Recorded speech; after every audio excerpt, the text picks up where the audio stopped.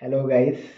So finally the Neet PG results are out, and you must have seen all these interviews of toppers to all these coaching institutes and the wave of happiness that is around them and their families and all the teachers who have put in the efforts to get these results. So congratulations on everyone who's done well, and I really hope that they go on to achieve whatever they aspire to. But this video is mainly for those who feel slightly disheartened or are slightly heartbroken by the fact that they could not achieve what their eventual target in this exam was, whether it's their rank or the amount of corrects or the questions, and they could not achieve it for whatever reason it might have been. So for these people, I was also in a sort of a similar situation last year, and I could not get the best out of myself due to whatever reason. Okay, but eventually, what matters is that eventually, in the long run, what matters is that you become a good doctor with good skills, and whenever you treat the patient feels better after getting treatment from you, and along with that you should be happy doing whatever you are doing. Okay, so eventually it's like what has happened now is like around the scope, it's like people want to take certain branches because the society feels that taking these branches will eventually lead to a successful career. Well, that's not the case. I honestly feel that, see, eventually to be successful you have to like whatever you're doing and give your 100% each day in and day out. In the morning when you wake up, you should feel excited to go to the duty, and while sleeping at the end of the day you should feel happy with whatever you have done throughout the day. So if these two things are in place, then whatever all these four people जो चार लोग क्या कहेंगे, it does not matter, because लोग तो कहते ही रहेंगे. You do well, you don't do well, eventually they'll have something to say. So you just have to ignore all that white noise. What has happened along with that is that there's a fear of uncertainty. See, with medicine, radiology, we know the toppers take it, eventually they lead decent lives. But about these other branches, or about not getting that specific rank, not getting these particular branches, you don't know what is eventually going to happen. So there are examples of various successful people in all fields. But that fear of uncertainty sort of cripples us and paralyzes us to not doing and taking actions in whatever we sort of can do good. So you have to take time and eventually get out of that rut. Okay. Then now in this scenario, there are two things that can happen. What is to be done from now on is what I'm talking about. So there are two kinds of people.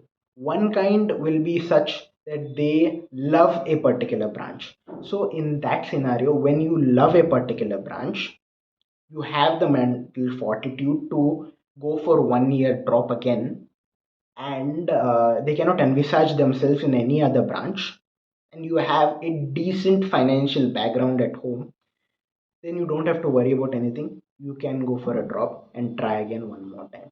I know it is very tough, and I myself did not go that way for NEET PG because I did not have that particular inclination towards a particular branch initially. So I didn't go for that route. But if you have that, I definitely feel you can go for a drop. And if you have that passion for the branch, you'll eventually sort all the obstacles and get out of the way. Now, second is, which is a majority of people who don't know what they want to do, but they know what they don't want to do. They have certain expectations from life. So, in that sense, I feel you shortlist what you want from life in the larger scheme of things, what sort of work you want to put in the work part of things, and eventually keeping these things in mind, whatever at your rank, whatever branches that are possible for you to get by apps such as Zynerd, then you can sort of explore. And by explore, I do not mean see random YouTube videos. Yes, you can see YouTube videos to get a brief idea about the branch, but do not make your decision solely based on YouTube videos. to understand what you genuinely can do and will do good and be happy in. For that, you have to explore and visit centers, visit hospitals, talk to the people who are doing what you are envisaging to do. For example, you want to do something new. Suppose you want to do sports medicine, go and talk to people who are doing sports medicine. So like that, and in that also talk to two sorts of people. One who is very successful in the field, so these people will obviously be optimistic about their own fields, and they'll tell you good things about the field. And secondly, talk to people who are not doing that well in that particular field. These people will have a sort of pessimistic attitude towards the field, but they will give you the flaws in that field. So if you can adjust to both the optimistic and pessimistic views and are still willing to go in for the field, then I feel you can go for those fields. Okay. And again, regarding the institutes, I feel put in institutes as secondary compared to the field that you want. Okay.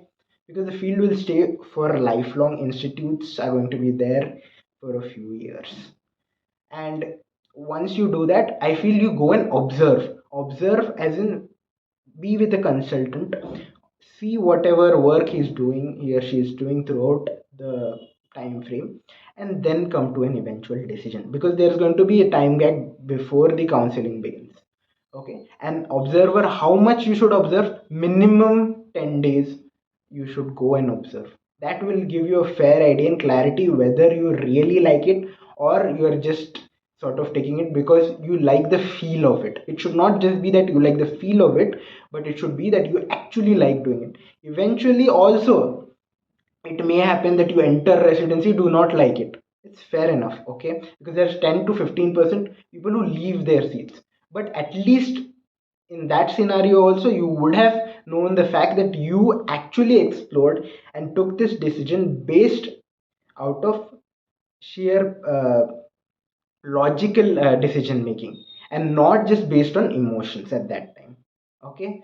So all the best to everyone for the counseling season, and I'm planning to make a Zoom live for like a Zoom meet for everyone who's interested for the counseling season, because I feel that I've explored the counseling season a lot, and I might add a layer of experience to those who are feeling confused, because I have received many calls of people who seem to be confused about how to approach it exactly. Not the technicalities of the counseling will definitely get in these various apps and YouTube, but how to approach it, as in the branches, the institutes, that I'll feel I can guide. So I guess all the best for the counseling season, and all the best for those who are planning to give a repeat. See you on the other side soon.